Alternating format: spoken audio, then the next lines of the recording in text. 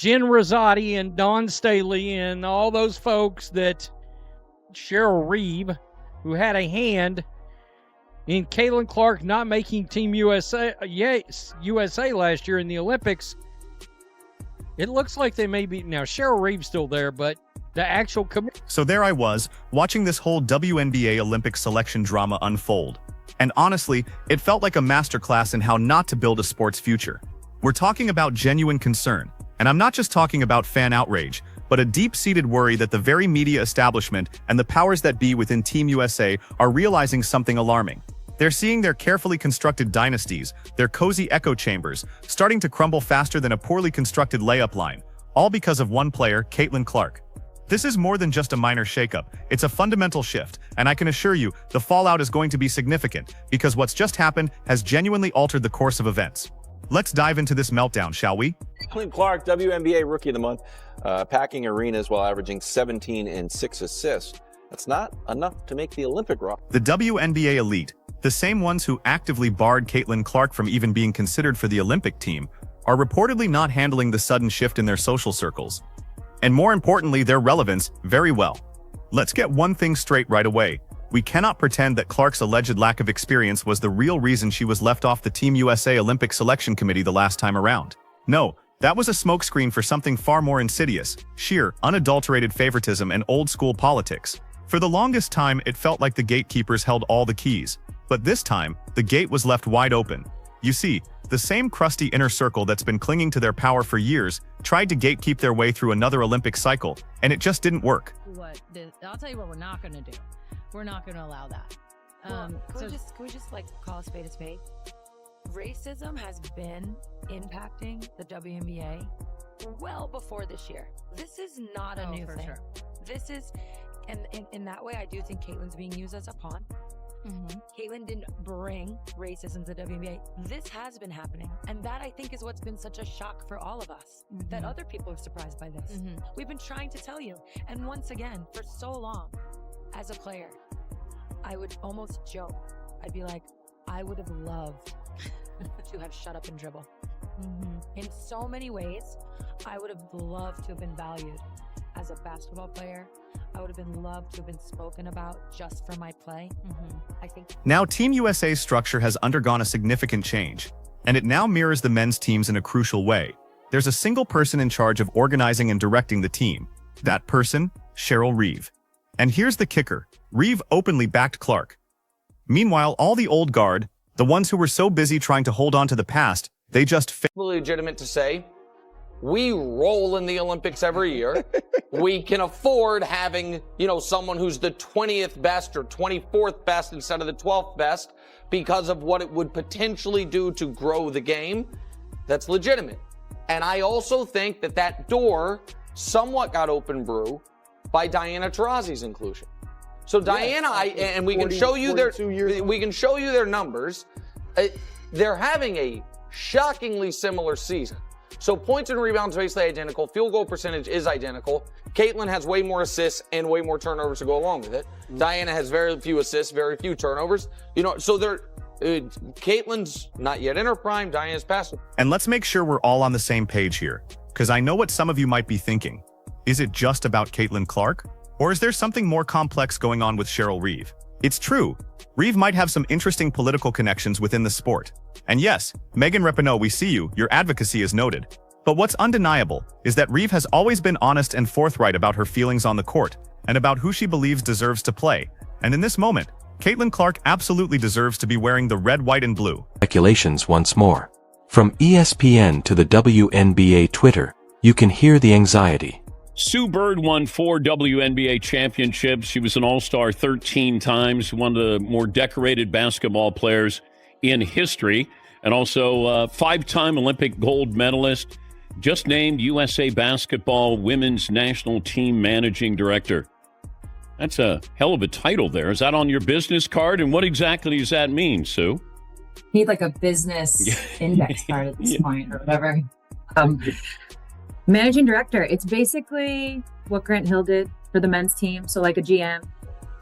When Clark was initially sidelined for the Paris 2024 roster, it wasn't just the legions of fans who were left furious. Even Adam Silver, the commissioner of the NBA, publicly declared that excluding her was a serious mistake. Now, this isn't some random fan on Twitter. This is arguably the most prominent voice in the entire basketball community directly criticizing the Olympic Committee's decision. And he wasn't alone. Basketball executives, marketing teams, even casual sports commentators. They've all echoed similar sentiments. The message was clear: you're wasting money, you're wasting momentum, and you're squandering an opportunity for women's basketball to become a true global phenomenon. I'm going to guess she'll probably be on the next Olympic team. Just guessing. I mean, TBD. Yeah. We got 3 years. Meanwhile, you had someone like Diana Taurasi frantically searching for her car keys, metaphorically speaking.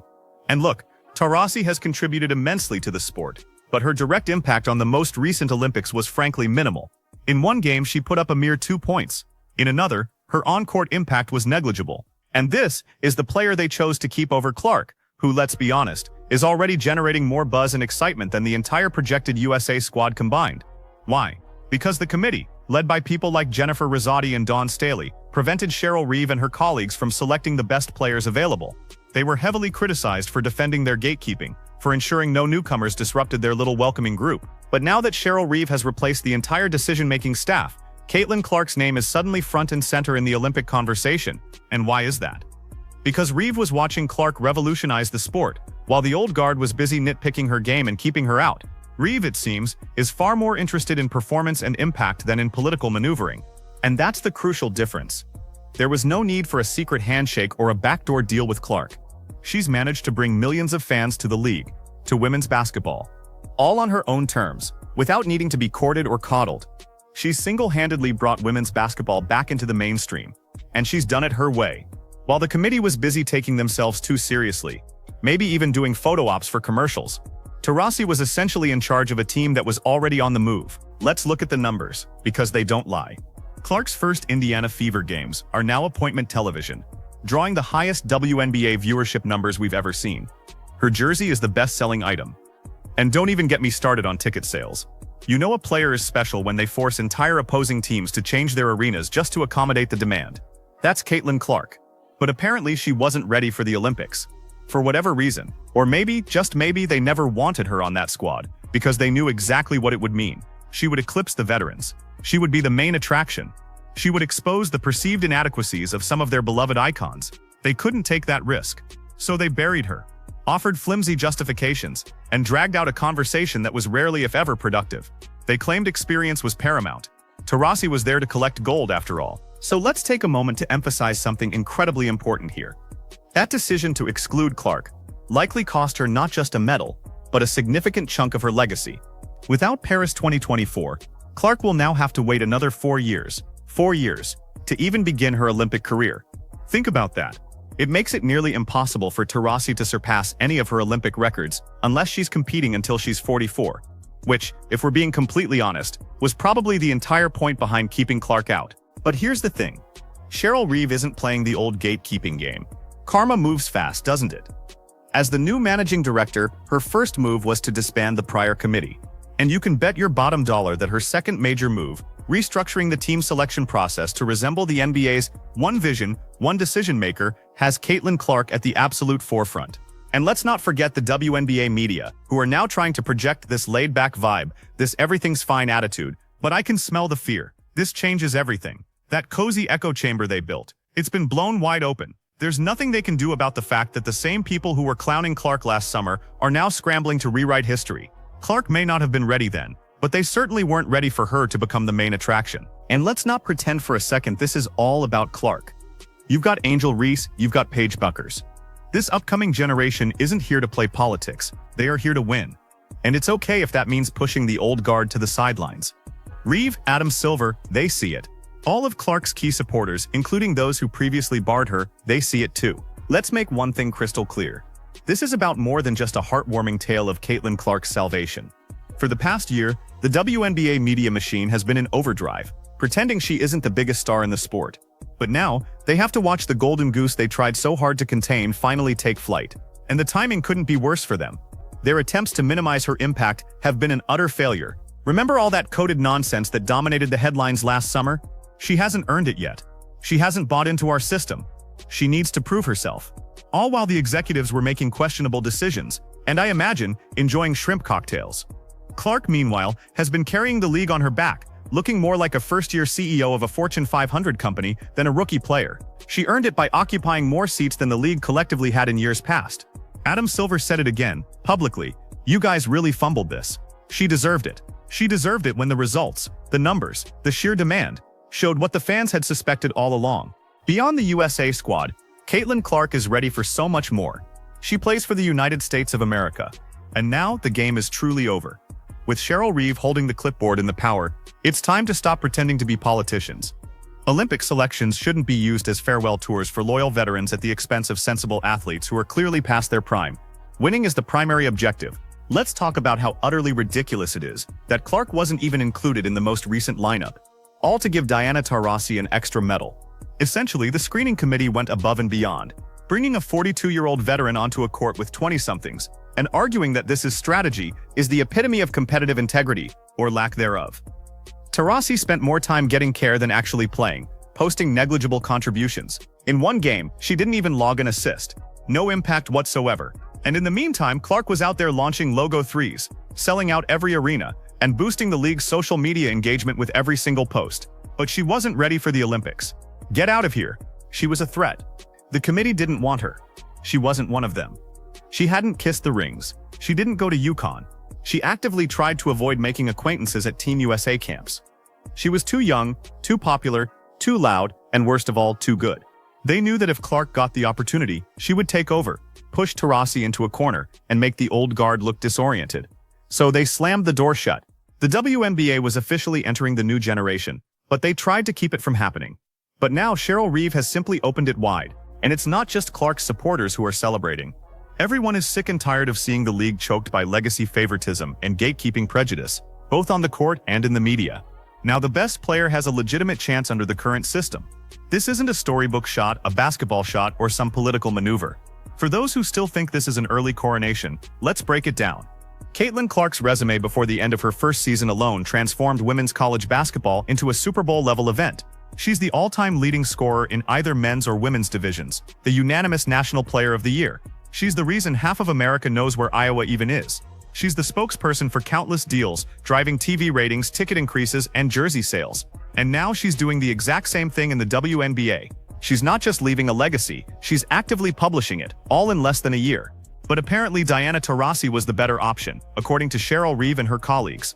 This is what happens when those in power prioritize influence over competition, and it's almost comical. While the greatest young star in decades watches from her couch, a 40-something plays tourist at the Olympics.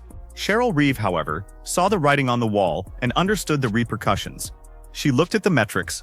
More importantly, she saw the opportunity. If the WNBA wants to grow, it shouldn't be focused on nostalgia. It should be focused on players like Paige Bueckers and Caitlin Clark, who inspire individuals and embody the future. Angel Reese, even if she hasn't quite figured out how to fill a stadium yet, is also part of that. Team USA needs to win, and it needs to be a spectacle. Clark is absolutely essential to that. Let's talk about the business perspective too. USA Basketball is a product and a brand associated with the Olympics. They are just as interested in attention and ratings as they are in gold medals. Cultural significance. Because Clark promises all of that, people pay attention to her. They fly across the country to see her. She's the headline of a walking commercial campaign. Hold on. Both Team USA and those supporters have known this for a long time. So the rest of the basketball world is finally witnessing a superstar get the recognition she so richly deserves. While the critics gather on Twitter to debate merit and pay tribute to veterans. Let me explain. Clark's involvement isn't altruistic, though it certainly benefits others. It makes sense. This is the first sensible decision the national team has made in a long time, and it's long overdue. Remember this too. Not just Clark's profile, but the WNBA as a whole gains when she plays for the club. Her notoriety benefits all of her colleagues, and that's how true stars work. They lift everyone else up. More media attention, more notoriety, more eyes on the league. There's a reason why the panic button is being pounded behind the scenes. The inner circle's control is eroding. The grip is loosening. The fans are choosing Clark. And this system is more than just a shift. It's a revolution. Greetings from the Clark era. The establishment can no longer stop Caitlin Clark's decision to join Team USA. There are no more justifications. The committees can toast themselves. Cheryl Reeve is ushering in a new era. And since she's already inside, the Team Clark 2028 door can't be sealed shut this time.